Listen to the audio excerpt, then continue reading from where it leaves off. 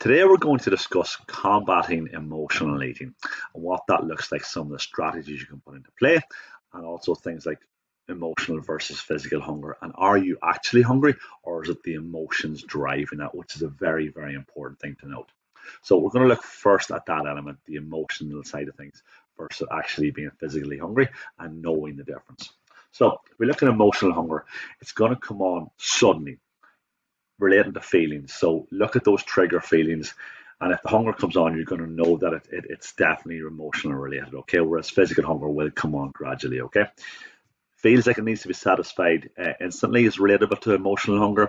You crave specific hunger foods, not satisfied with a full stomach, and it can trigger certain feelings post feeding, okay? So it's feelings of guilt, shame, things that we want to avoid when we're talking about food and stuff like that. So physical hunger, on the other hand, it can generally wait for a while. We're more open to options, lots more things sound appealing. Whereas if we look at emotional hunger, we're generally craving highly palatable foods, okay? Then when it's physical hunger, we can generally control that in terms of discipline. We stop when we're full, and we don't feel guilty about it because we know that we're constantly making better choices when it comes to the physical hunger element of things, okay, versus emotional hunger. So it's very, very important to take note of those key elements there and be aware of how they fit in your day-to-day lives, and be aware of situations that these arise. Say, for example, somebody's really pissed you off in work or whatever, or you're feeling upset with somebody, and the first thing you're going to do is you feel like you're going grabbing a snack or something sugary, something highly palatable to make you feel better for those few seconds, okay? And then also relate these things to things like your normal physical hunger. When you wake up in the morning, you may be hungry after fasting for so many hours, lunchtime, whatever it might be. Start thinking along these lines here to help you make more informed choices as you go forward. So now that we've established what kind of emotional versus physical hunger is, we're going to go back into sort of combating physical eating or emotional eating, sorry.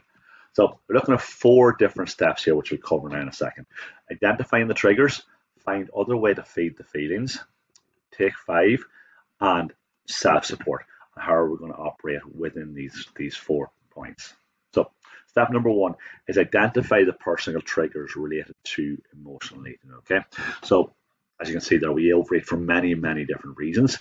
And the first step to overcoming this is obviously establishing what is the trigger and what is the reason that we have went down that route of grabbing food. Okay, so we're looking at what are the situations that can trigger us, what are the emotions, and what can you relate to. Is it say somebody that's upset you? Is it a stressful situation in work? Is it being pissed off with X, Y, and Z? I don't. Everybody's different, so everybody's different emotional triggers. But the common triggers, as you see there, are being stressed, you're bored. Boredom is a big, big one. Emptiness, social influences, loneliness, childhood habits, anger, anxiety, loads and loads of things can lead to emotional eating. Okay, and it's very, very important to establish what are the feelings that you understand about yourself that trigger these sort of patterns within yourself. Okay, so things like boredom is a big, big one. You could be sitting at home, you're bored, and all of a sudden you're going grabbing something from the fridge, from the pantry, whatever it might be. So be aware of these things, and that is one of the first key elements to making the correct decisions and making these changes moving forward. Step two, find other way to feed the feelings. If you know that when you get upset or when you get anxious about something, you reach for food in general, okay? You need to start now thinking about putting stepping stones in place that are going to be alternative coping mechanisms. Okay, so if you're feeling lonely, reach out to a friend. If you're feeling anxious, expend your nervous energy, stress ball, go for a walk, journal, do something. Okay, if you're exhausted, I said take some chill time. People don't take chill time enough, and we get more exhausted, more stressed. If you're bored, boredom is a big one, as I've already mentioned. Okay, read something, go for a walk, get on the phone, do something, and just don't eat food. Okay, so trying to put mechanisms in place, strategies in place to help you combat these times when emotions can be risen.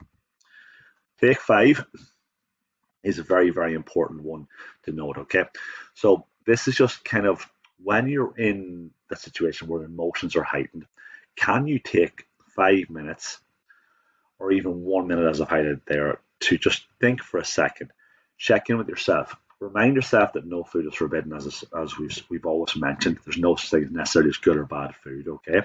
But it's the management of portions that's good or bad, okay? Wait and check in with yourself, okay? How are you feeling? Why do you want to eat that food, okay? Have a think. Why do you want to eat it? What's going on emotionally? What has triggered these feelings? And is there anything else you could do to make yourself feel better, okay? So if you're feeling anxious about something or stressed, are there other alternatives, which we've talked about in step 2, that can be done that you know will help you make you feel better? Okay, getting out for a walk is often a good one. Walking exercise will generally help to make you feel better. Put on some nice music, a decent podcast, whatever it might be. Get out and do some steps, and you'll feel better. And chances are you will not feel like eating that food when you come back. Step 4: self-support, self-accountability, self-planning, etc. Okay, so make daily exercise a priority. When we exercise more, we feel better. I think most people can relate to that, okay? Think about when you're tired at some stage and you haven't felt like going to the gym, or you haven't felt like going for that run or the walk, but you still made yourself go and do it. You always feel better afterwards, okay? And the same with emotional eating. You're stressed, anxious about something, but if you go and exercise and do something, you will feel better. You'll release those feel good endorphins, okay? Think about the endorphins you release from that there. You're looking for the quick fix chocolate or something, that will release some endorphins as well, but it's not going to serve you as well as, say, going for exercise, okay? Relaxation, most people don't make enough time for this here to let us have the body to de-stress, to chill out, to bring down anxiety levels, bring down stress levels as a whole, and then connect with others. And just talk. If you're feeling anxious or stressed about something, just talk with somebody and get your problems off your chest and discuss, and you never know what might come out of that, and you might feel better when you talk to somebody as well. So, I've seen this quote before, folks. We always have the power to choose our response, okay? We always have that power, okay? Food doesn't dictate us. How we respond will dictate how we feel in the long run, okay? How we respond to an emotional situation will respond to the feelings we'll have post situation, okay? If you choose to go with the 5 donuts because you're feeling crappy and feeling anxious and feeling stressed, you probably are going to be feeling elements of guilt in that post, okay? Whereas if you choose to go with the exercise route, you're not going to be feeling guilty, you're not going to have those negative feelings after the event, and you will be feeling better, okay? So choose your response. You have the power to do that. So I'm going to go through one of our techniques here, and this is called the bowl technique, and how you can manage these situations, okay?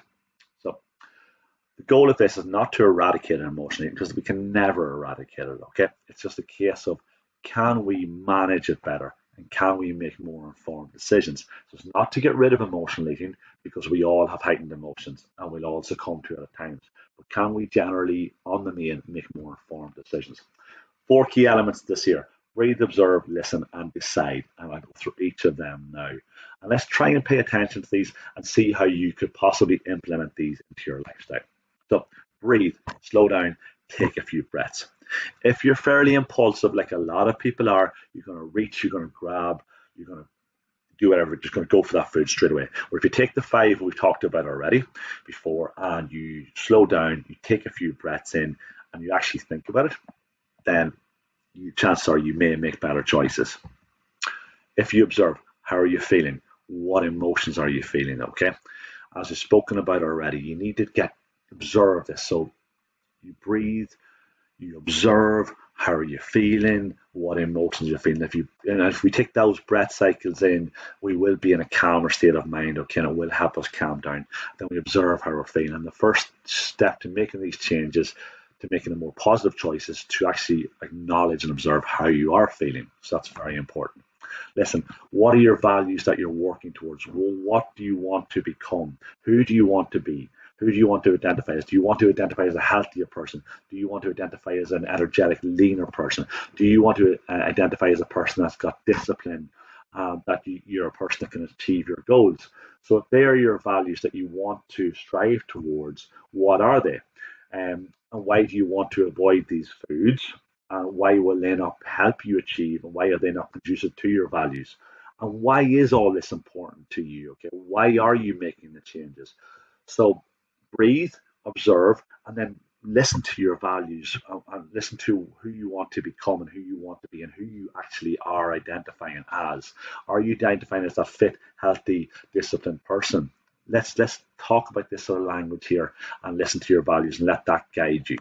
So, and then decide from the three previous points, make a decision whether you're going to eat it or not. Okay. And if you do decide to eat it, let's just don't have 3 or 4 packets, because don't have a large multi-pack. Have a something small portion and then park it at that.